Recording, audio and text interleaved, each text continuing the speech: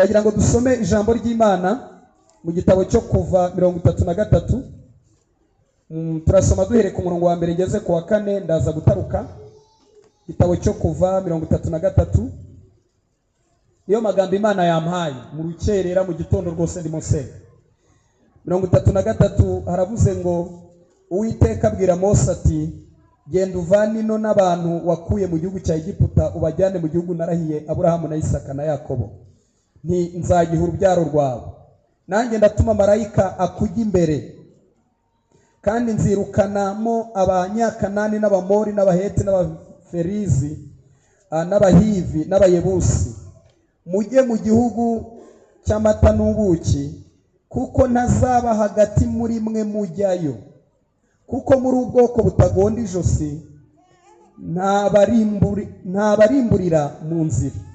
Abantu bumvise iryo jambo ribi barababara cyane, nibagira uwambara iby'umurimbo. Imana yahabwa icyubahiro. Murebe kuri 12 muri icyo gice.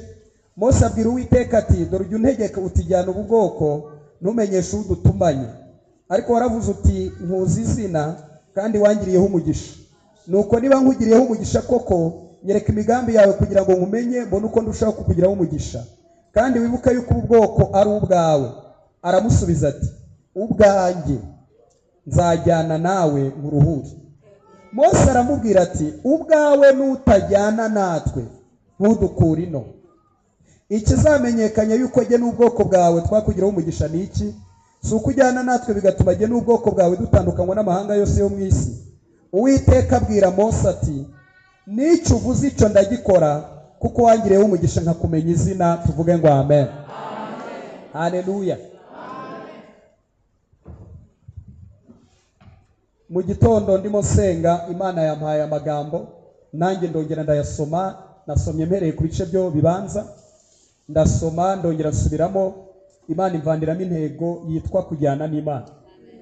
Tugiye kuvuga gato kujyana n'Imana, niturangiza turaza kuvanamo icyifuzo turi busengere. Kandi ntusenge kugira ngo uzajyane n'Imana muri 2025 gusa, ahubwo n'indi myaka yose uzamara uzajyane n'Imana.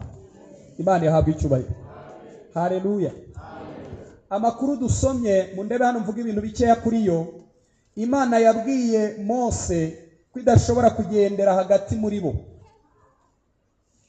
Ikibazo cya mbere twakwibaza, kubera iki Imana ubundi ikunda kugendera hagati mu bwoko bwayo?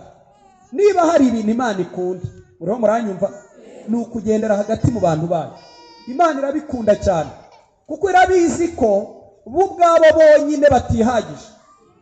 Muriho muranyumva? Ni ukuri n'abatayitumiye Imana iraza ikajyana nabo.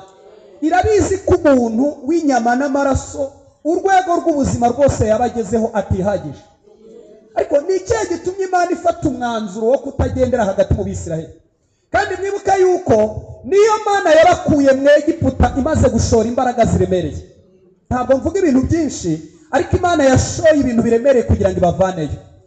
Yatanze ingabo nyinshi nk'uko tubivuga, yashoye ibintu biremereye kugira ngo ibakureyo. Kandi mwibuka yuko aya magambo arakomeye.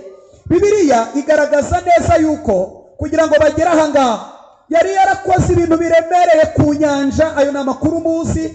Irabambutsa, igeze imari ikora ibintu biremereye, ikomeza kujyana nabo. None niyo mpamvu Imana ifashe umwanzuro wo kutajyana nabo. Mbibutsa ko igitekerezo cyo kubahagurutsa ni Imana yakizanye. Muriho murabyibuka? Ni Imana yabwiye Mose ngo ngwino ngutume umvanire Abisiraheli mu Egiputa. Mu yandi magambo, urugendo Abisiraheli barimo si umushinga wabo, ni umushinga Imana yatangije yonyine. Haleluya. Nizi aho bakuye ni nayo izi aho bajyanye. Kubera iki Imana igeze aha ngaha igafata icyemezo cyo kutajyana nabo? Iravuze ngo ntabwo nagendera hagati muri mwebwe, kuko njye ndeye hagati muri mwebwe nabarimbura. Ivuga ijambo rikomeye, iravuga ngo kuko muri ubwoko butagonda ijosi. Kutagonda ijosi ni ikinyarwanda cyumvikana. Iyo bavuze ngo ntabwo ugonda ijosi, bavuze ngo ntiwumva, nubwo baguteramo ibihato ntiwumva. Icya kabiri, ntibapfa kwemera ibyemezo by'Imana.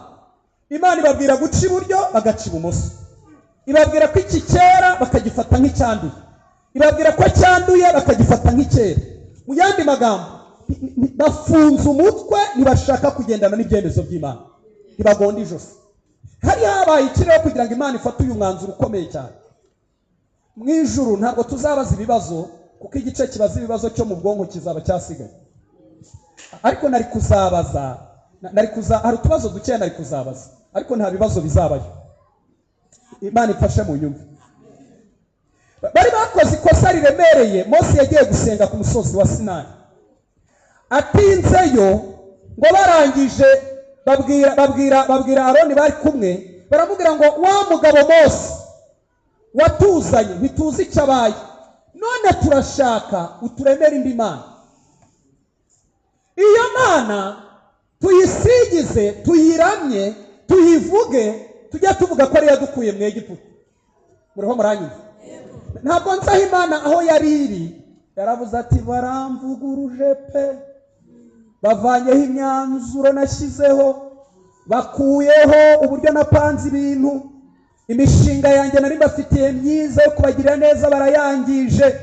Bibiliya ivuga ikintu gikomeye, iravuga ngo bari bamaze gukora icyaha kibi cyo gusimbuza Imana ikigirwamana bacuze cy'ikimasa. Muriho muranyumva? Kandi nibo bagishatse n'ubushake bwabo, kuko nibo babibwiye Aroni, ndetse arangije itegeko rikomeye, aravuga ngo nimuzane impeta z'izahabu zo ku matwi yanyu ibacurire, ngo barazitanga, bazikura ku bana babo n'abagore babo n'abasore babo, barazitanga, aragicura. Namwe nimurebe urwo rugendo, nimurebe ukuntu Imana ibareba ibitegereza. Icya kabiri gikomeye, ngo batangira kuyiramya, kuramya icyo kigirwamana, ngo bavuga ngo iyi niyo mana wa bwoko bwa Isiraheli we, ngo yagukuye mu Egiputa. Nibyo cyangwa se?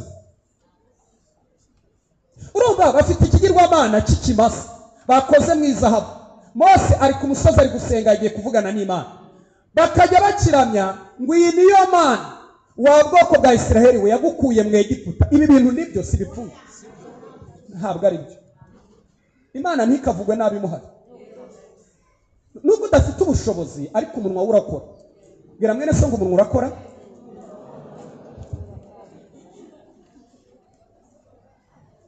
Kandi ihute kugira ngo nze kubabwira ibintu Imana yambwiye birimo. Ngo barangije bagitambira ibitambo byoswa n'ibyuko bari amahoro. Barangije bakora ikosa rikomeye, ngo bicazwa no kurya no kunywa, ngo bahagurutswa no gukina. Bakajya bakina ngo babonye Imana yacu. Namwe nimurebe ukuntu Imana ibireba.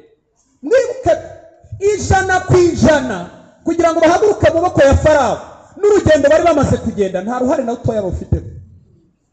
Imana niyo yonyine yabayoboye. None bafashe ibyo yakoze byose, babyitiriye Imana itavuga, Imana idakora, bacuze mu mabuye y'agaciro y'izahabu, ngo barangije Imana irababara.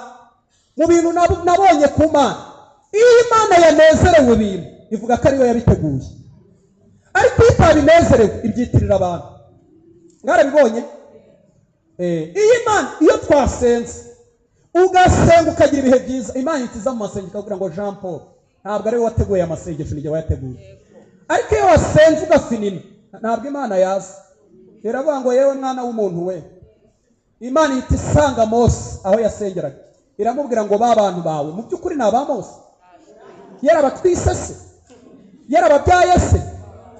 Mundebe mbabwire, iyo twabaye babi twicomokora mu maboko meza y'Imana, tukabarurirwa mu maboko mabi ya kamere y'umuntu. Ariko iyo twabaye beza mu Mana, haleluya, Imana itubarurira mu maboko yayo. Ishobora kutuvuga idashizemo yo, ivuga ko ariyo muyobozi, ivuga ko ariyo mbaraga zacu, ivuga ko ariyo byiringiro byacu, ivuga ko ariyo nkomezi zacu. Haleluya! Imana imbabarire sinze kubasindira. Haleluya, haleluya, haleluya, haleluya bene data. Ibi byatumye rero Imana ifata umwanzuro wo kutagendera hagati muri bo. Iravuga ngo ntabwo nzagendera hagati muri mwebwe, kuko nabarimbura. Ririya jambo ryitwa marayika, ibaha marayika, Bibiliya ntivuga izina rye, kandi ikoresha inyuguti ntoya. Ngo kuvuga abamarayika bagira, abantu bize angeology ibintu by'abamarayika, abamarayika bagira n'ibyiciro bitandukanye. Yabahaye marayika usanzwe ushyira mu myanzuro iby'Imana yategetse. Reka mbabwire ibintu bikomeye hano. Ibi bintu byari bigiye kubabaho. Wari umwaka ukomeye, niwo mubabaro ukomeye, nicyo gihombo gikomeye, niko gukubitika ko ku rwego rwa mbere rubi, nirwo rupfu ruruta izindi mpfu, kuko Imana ivuze ngo singendera hagati muri mwebwe. Ni igihombo gikomeye. Noneho mundebe hano mbabwire, muri 2025 Imana irimo yatubwira ko kino kirere arabwenge gihatse ibintu biremereye, imbaraga z'umuntu zitazaba.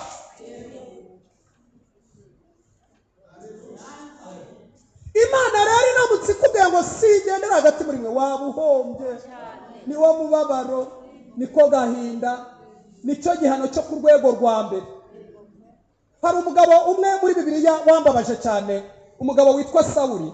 Imana yaramubwiye ngo nguciye ku ngoma, ariko imukorera kandi kantu kabi, muvuga ngo ni kabi cyane. Imwima service yose yasaba ku Mana. Umunsi umwe araterwa, arahanyanyaza, aravuga ati reka ndwane ndebe uko bigenda, arahanyanyaza biranga. Aravuga ati nta yindi gahunda, nk'Umwisirayeli nubwo naguye reka njye kwishaka. Ngo arayishaka, bene da yarayishatse, yiyirije ubusa arayibura, kandi hari itembera ikanahanyura, ariko ahubwe agira gute? Arayibura. Arangije azana za Urimu na za Tumimu, nibyo bakoreshaga mu butambyi, arabizana nabyo arayibura. Ngo yirirwa yicaye hasi yambaye ibigunira, arayibura. Ngo amaze gushoberwa ajya kwadukira ibyo yari yaraciye, ajya gushaka umushitsikazi. Ngo yari yarabaciye mu gihugu, wa wundi uciriritse ukora mvutema ushika abantu, ngo bari wajya gushaka. Ngo agenda yaniyoberanyije kuko yarabizi neza ko atari bumwemerere. Mundebe hano, niba hari igihe umuntu ashobora gushoberwa, ntabwo ari igihe umuntu adafite akazi. Kutagira akazi biraciriritse. Ntabwo ari igihe umuntu ubukwe bwapfuye, gupfa k'ubukwe biraciriritse, uramwara ariko ubuzima bukazakomeza. Ni igihe Imana yavuze ngo mvuye hagati muri sinzongera kugendera hagati muri mwebwe. Umuryango Imana yavuyemo ikagenda, barashoberwa. Barashoberwa. Bibiliya iravuga ngo Yesu ashimwe. Haleluya, haleluya. Kubera iki cyari cyo gihombo? Kubera iki wari wo mwaka wa mbere wo ku rwego rwa mbere, nimero ya mbere, doze ya mbere y'umwaka? Kubera ko ibyo batuvumye ntabwo bigira imbaraga iyo turi mu Mana. Tuhasanga umugisha udafatwa n'imivumo yacu. Twinjira mu irembo ririmo umugisha, imivumo igasigara inyuma ntidukurikire, tukaba turacomokowe aho twabarurirwaga tukabarurirwa mu Mana. Urumva rero ko ibyo bavuze nta mbaraga bifite. Ariko iki cyari kiremereye uri wo mwaka wo kuri nimero ya mbere. Bibiliya ivuga iki? Mundebe hano mbabwire. Kubera iki Imana yabahaye marayika ngo abajye imbere, kandi bibutse ko marayika nta by'imbabazi. Ikosa ingana n'igihano Imana yategetse. Muvuge ngo yari kuzabageza yabishe. Mundebe hano mbabwire, mu bintu utazasaba Imana, ntuzayisaba ngo iguhe marayika, yakwica. No kureba nabo umuntu ijisho yaritwara, ukashyira mu bikorwa ibyo Imana itegetse.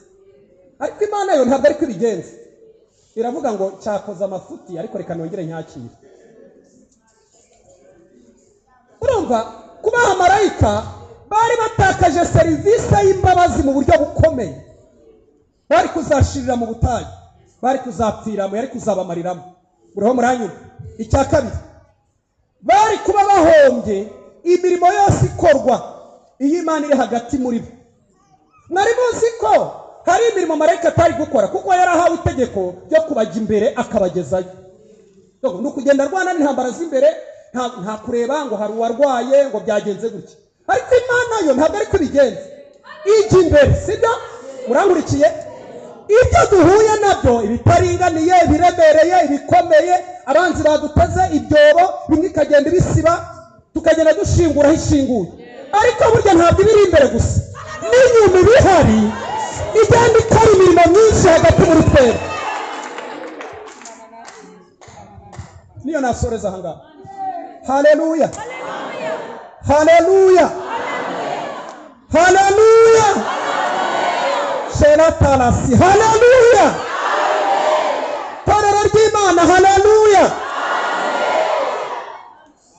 Reka mabwire imirimo umwuka wera yankopeje kandi yanditswe muri Bibiliya. Bari kuba bahombye guhugura, bari kugenda imbere, marayika ariko bagenda imbere acecetse agenda akuraho ibintu akazabaha igihugu, ariko nta mpuguro. Urumva bari kuba bafite igiputa nyinshi muri bo, bari kuzagerayo basa n'abanyegiputa. Ariko twebwe Imana ari ituyoboye, Imana iri hagati muri twe, igenda inaguhugura ikubwira iti ntago mu rusengero bitwara gutya. Bya bindi pastor atakubwira, bambara gutya, babigenza gutya, bavuga gutya, barya gutya, niko babigenza. Ukabona umuntu yarahindutse ukagira ngo ni imyaka myinshi amaze mu rusengero, naho hari umugabo utava iruhande rwe. Icya kabiri bari gutakaza gukira indwara. Ubutayu bwari bwuzuye inzoka na scorpion kandi byose biryana, bwari bwuzuye ubushyuhe n'ubukonje. Ariko mwibuka ko Yesu agaragaza ukuntu Imana yagenderaga hagati muri bo, ngo nijoro yahindukaga inkingi y'igicu, inkingi y'umuriro yaka umuriro, ku manywa igahinduka inkingi y'umuriro. Haleluya. Ibyo bintu bivuga ngo ku manywa yahinduka inkingi y'igicu ni uguhinduka vandarateri. Harashyushye ariko Imana ni akayaga. Ni nayo mpamvu umugenzi wese uri kumwe n'Imana nta nzira ishobora kumunanira.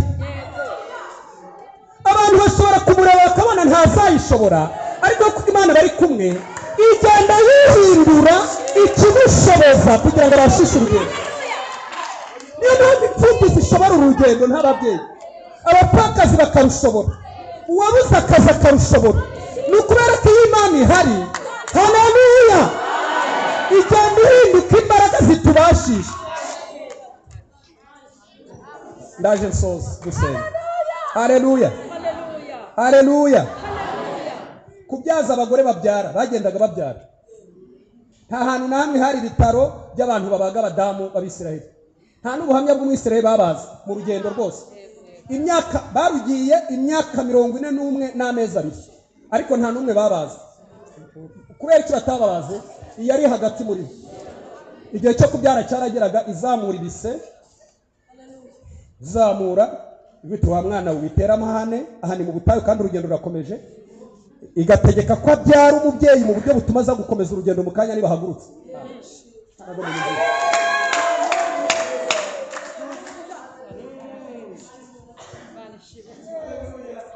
Urugendo ntirwigeze ruhagarara umunsi n'umwe, keretse bayibabaje bayikoshereje cyangwa yabayihagaze akanya gato ntigira ibintu itunganye. Ariko niyo umudamu yabyaraga yashobora gukomeza urugendo. Haleluya. Haleluya. Kubuzuza umunezero nubwo bari mu butayu. Urumva igihombo cya marayika? Marayika we ni ukujya imbere, ukora ikosa kuniga akomeza kugenda. Ntabyo gushiramo ngo avuge ngo bananiwe reka mbaha amazi reka bigenze gutya, utakuti nta nyama dukeneye, kubita ikocoro gativamo ku ruhande. Ariko Imana yo ibyo bintu byose irabigira.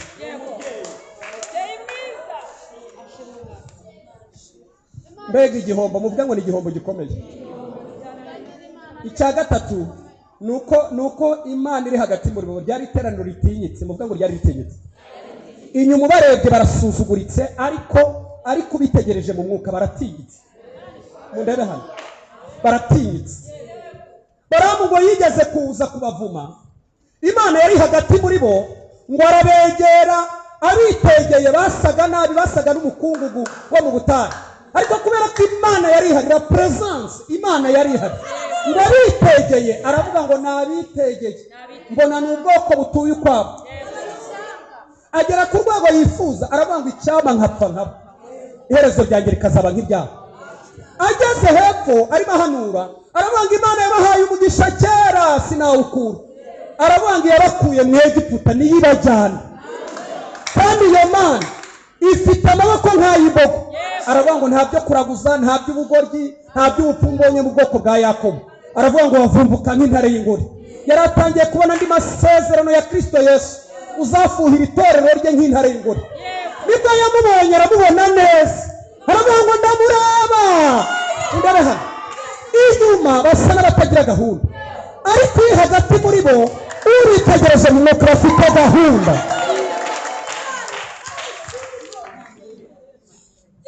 Ndashaka kuza gusoza. Nta kindi kintu ukeneye muri uyu mwaka keretse ko Imana iba hagati muri wowe. Nta kindi kintu ukeneye muri famiye keretse ko Imana iba mu muryango wawe.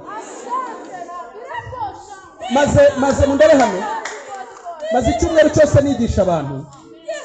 Hari ibintu bitatu navumbuye ariko mbiheshejwe n'umwuka. Umwuka yanyigishije. Icya mbere namenye, Imana yatanze ibintu byinshi ariko igira utuntu isigarana kandi umuntu wese azakenera, ku buryo kuba Imana idahari bivuze ko utwo tuntu duhomba, kandi Imana yasigaranye utw'ingenzi kurenza ibindi. Mbaho ingero, Imana yaduhaye ubwenge bwo kumenya amazi tunywa bitewe n'imibiri yacu, iduha ubwenge bwo gukora siporo no kurya indyo yuzuye, ariko ntiyaduhaye ubushobozi bwo kwibeshaho. Urumva, Imana yatanze ibigaragara by'aka kanya ariko iby'ingenzi irabisigarana. Niyo mpamvu hari umuntu wari ufite byose uyu munsi wapfuye, ni ukubera ko Imana itabimugeneye. Wowe nuko utariye neza ariko uracyariho, kandi kuba ugihumeka ni ikimenyetso kikubwira ngo ufiteho gahunda zikomeye mu gihe kizaza.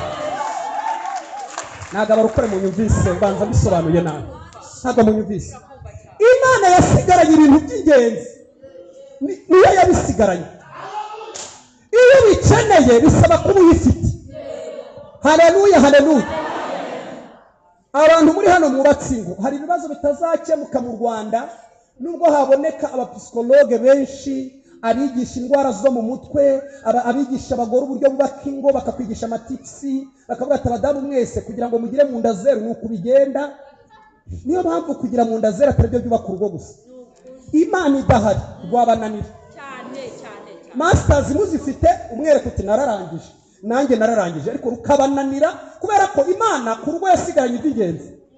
Yatanze abana, itanga parapara, ibaha ubushobozi, baha gutura ahantu heza, ariko iby'ingenzi irabisigarana. Niyo yonyine refreshing urukundo, umugabo agakunda umugore akanyurwa nawe. Iyo utabikoze gutyo, umugabo arakwanga akajya akubwira ngo ndakureba nkabona, kandi abandi bakureba akabwira turi mwiza usa nabiki. Imana yasigaranye ibintu by'ingenzi. Mushumba, byanga bikunde abantu bazagera aho bayishaka. Nubona ukuntu abantu bari kugwa bakabivamo, babona ugiye gusenga bakagufata nk'umuturesi, umuntu wataye ubwenge, ntusobanutse, ariko kamere mu biriya bintu byo kwivugishwa. Muzi ukuntu nahimbye akantu nsigaye mbabwira ko ari mudu yo mu ijuru. Wari uherutse kunserereza arambwira ngo n'indimi ngo muvuga, ndavuga ntiwabikuraye ko byadusabye isosi. Biriya bintu by'indimi byadusabye isosi, njya kugira ngo bimfate n'abaye nk'umuberayo. Biga mu wa gatanu muri segonderi byamfatiye ahantu mu ishinge, nabaye nk'umuberanya numva biramfasha, kandi ndashaka kuzasaza bikimfata. Rero ntabwo ari mudu yo mu isi. Abasigaye banserenze mbabwira nti iriya ni mudu yo mu ijuru, naho mwayikura. Hari ibintu bitakunda kuko iby'ingenzi Imana yarabisigaranye.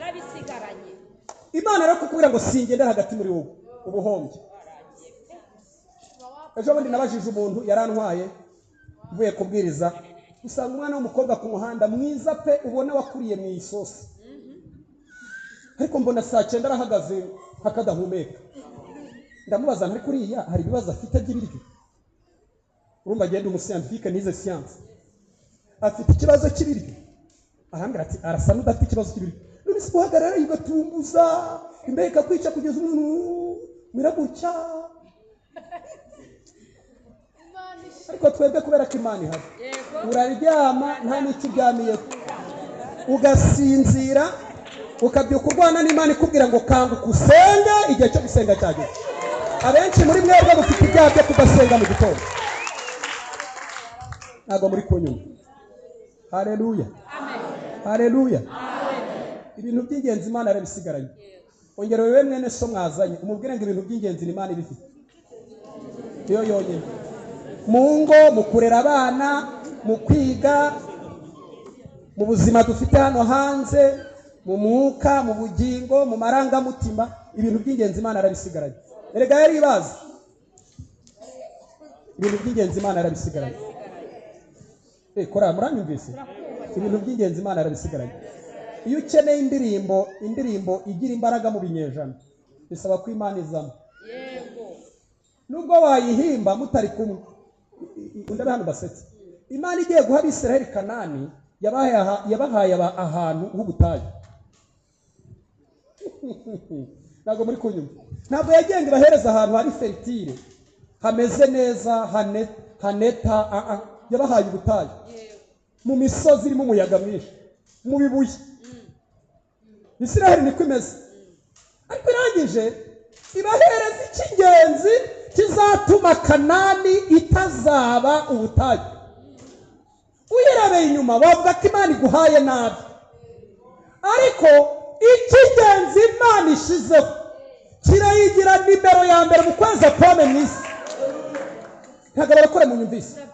Uyu munsi hari ijambo nasomye ry'umuyobozi wa Isiraheli, aravuga ngo twohereje ibyogajuru mu kirere tutabajije Amerika n'Uburusiya. Nibo abantu batasabye uruhushya. Aravuga ngo duhinga pome tukazohereza mu isi yose kandi igihugu cyacu ari ubutayu. Aravuga ngo twatsinze Farawo, dutsinda intambara y'iminsi 6 y'Abarabu, twatsinze Abarabu. Aravuga ngo Isiraheli turakomeye. Ariko reka mbasobanurire ikintu gikomeye. Imana ivugana nabo mu butayu yarababwiye ngo mbahaye igihugu. Ibabwira ibintu bine. Ndashaka kubabwira ko Imana yasigaranye iby'ingenzi. Ndafashijwe Jean Paul. Ndumva agiye gusoza. Shera talasi andaraki. Ana we ndafashijwe. Ndafashijwe we.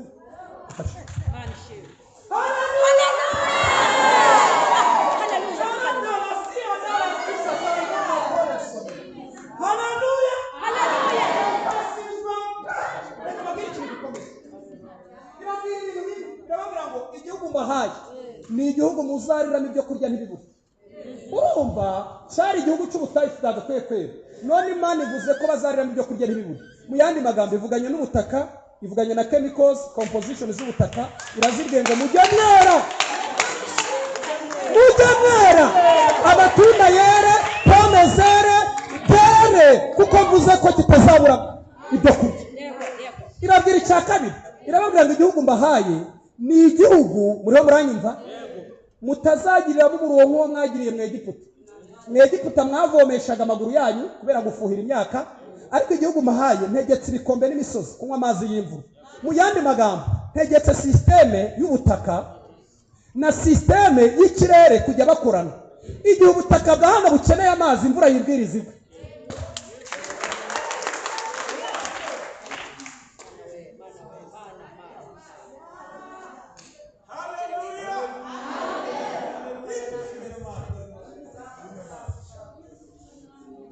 Iby'ingenzi Imana yarabisigaranye.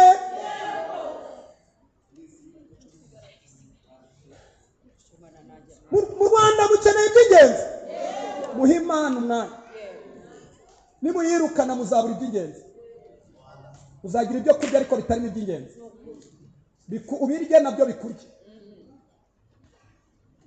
Arangije Imana ikora ikindi kintu cyanejeje. Iravuga ngo Yesu ashimwe. Muvuga ngo cyarakunejeje. Iravuga ngo igihugu mbahaye ni igihugu nitaho kuva mu ntangiriro z'umwaka nkageza mu iherezo. Niyo kuvuga ngo mu kwa mbere nzaba mpari, ariko ndanezerewe. Mu kwa kabiri nzaba mpari, kwa gatatu nzaba mpari, ukwa kane nzaba mpari, kwa gatanu nzaba mpari, nigera mu kwa 12 nongera ntangire mu kwa mbere mpari. Haleluya! Kandi yangize ngo izaba ihari.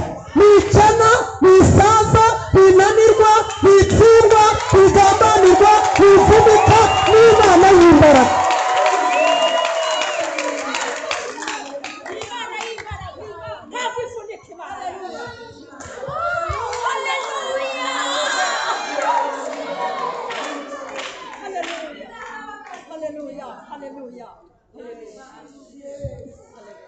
Mutahanike. Imana ibaha umugisha. Nashoje. Ndagira ngo dusenge. Oya, mutahane ibyo ngibyo. Iby'ingenzi Imana yarabisigaranye. Mutahane icyo ngicyo. Birahagije. Kwigisha ibintu byinshi ntabwo ariko kubimara. Nateguye biruzuye hano, umbwiye naguha igitabo hano biruzuye. Iby'ingenzi Imana yarabisigaranye.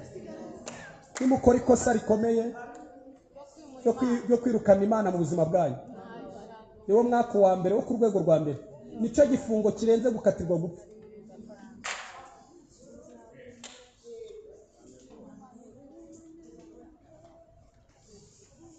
niko gahinda ka mbere, niyo ntimba ya mbere. Impungenge ukwiye kugira ni igihe Imana idahari. Niba Imana ihari impungenge nizishira. Babwire kandi ejo bundi Imana yanganije. Imana irakomeye. Imana irakomeye. Imana irakomeye. Imana irakomeye. Narivuze ngo Imana irakomeye. Uyu mwaka ugira icyifuzo gikomeye. Uyibwire ibyo nasengeraga ndabihagaritse. Kuko iyo ufite Imana ufite ibiryo. Imyambaro ibihari. Abana baraza. Karande ziracika. Amadayimoni araguhunga. Umuntu ufite Imana ashobora ahantu hose agiye. Nta muntu ufite Imana ujya unanirwa ahantu hose. Mbaho urugero nari nanaruteguye kandi uvuge ubundi dusenge kandi simbaremerera. Nimbaremerera munyereke ibimenyetso ndadagira. Yesu ashimwe. Paulo ageze i Merita yarakize urugendo rw'iminsi 14 n'amajoro 18. Bari barahangayitse ariko kubera ko ari kumwe n'Imana iramwongorera imubwira icy'ingenzi. Imubwira iti ntacyo uzaba, wowe nubwo ubona urupfu ariko wowe ntacyo uzaba. Atangira kuririmba bagihagaze mu muraba. Mbega amahoro atemba nk'uruzi Yesu yampaye.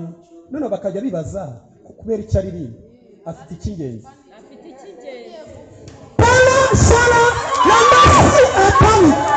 Uyu mwaka 2025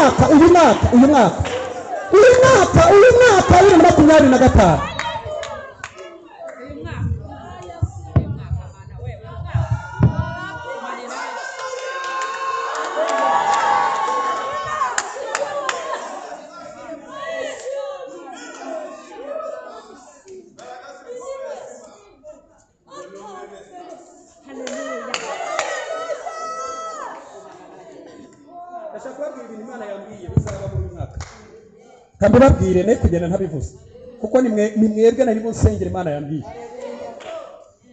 Uyu mwaka kino kirere ikaba ryo jambo nkoresha ko ni kumwuka yangosoye yambwiye ngo uvuge ngo kino kirere kirahindamo ibintu byinshi biteye ubwoba.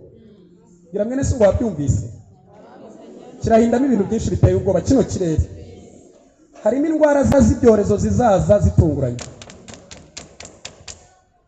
Icya kabiri, inyanja irimo amafi ariko si ugupfa kuyaroba kuko amafi yifitemo kode. Birasaba kuba uri kumwe n'Imana ikavugana nayo. Ngeze muri Yohana 21. Nubwo wowe witwaje inararibonye n'ubuhanga, iyo uhageze ukesha ijoro ntacyo ufashe kandi amafi apakiye. Bisaba kumwamaza akavuga ngo tera iburyo urafata. Amafi akumva ijwi rye akaza. Arabwenge. Icya gatatu, muriho muranyumva? Uyu mwaka hari itsinda rinini ry'abantu ryiteguye ibintu bibi bizaba mu buzima bwawe ngo ryogeze. Nutabana n'Imana bizaba. Kandi nibiba bazavuga ko kwakubyina, kwakuramya, kwakwiriza burya ryarirari. Alo? Ariko nugumana n'Imana bazategereza. Kwa kabiri kwe kugiyemo. Kwa gatatu 2025 inangura. Bategereze 2026. Babivure bahindure bavuga ngo iyi ni Imana, iyi ni Imana, iyi ni Imana. Ndanezerewe Jean Paul. Haleluya. Icyakane kiri guhinda muri kino kirere. Umwanzi yaradukurikiye. Ntabwo umwanzi yahise arangirana na 2024. Muri 2025 yaradukurikiye. Muriho muranyumva? Kandi adukurikira bucece. Muriho muranyumva? Ngo nabona uburyo asohoza imigambi mibi ku buzima bwawe. Ngo Imana yamutanze gukora imigambi atarayishyira mu bikorwa. Bibiliya iravuga ngo barokeye nk'icyuma cy'isasu muri nyina w'inyanja. Mu yandi magambo, Imana yakoze imigambi ya Farawo itarashyirwa mu bikorwa. Haleluya. Nubwo Satani akurikira abantu b'Imana bucece, ariko bari kumwe n'Imana bazatungurana. Hari ibintu Imana izatungurana mu buzima bwabo. icya gatanu, ndeba hano, ndasaba umuntu wese kundeba. Igare ryawe rihora hafi, isaha n'isaha ushobora kuryurira. Hano igare ryawe riri hafi. Gira mwene so muryumva hafi yanjye, ndabona mugize ubwoba. Ntimugira ngo rya bindi noneho abantu bajyaga mu giti ngo kwirukanye warupfuye ngo genda ngo hagare ngo gusubije. Riri hafi yawe, isaha n'isaha ushobora kuryurira. Ubaza akabazo koroshye, uzaryurira umeze uko umeze mu mutima? Wahita ujya hahandi watinye, naho wabwiye abantu, naho waririmbye. Imana ize kumfasha. Mose abwira Imana ngo nutemera ko tujyana, kandi ndashoje, mwabyumvise? Nutemera ko tujyana ntudukurine. Gahunda zose zihagarare, mbanze nubaka ubuzima bwo ko Imana yongera kuba hagati muri jye. Mwari muzi ko mu Mana habitsemo byose. Harimo umunezero, harimo ibyishimo, harimo imbaraga, harimo uburinzi, harimo kutamwara, harimo kudakorwa n'isoni, harapakiye, harimo abagore, harimo abagabo, harimo abana, harimo ubutunzi isi itaramenya.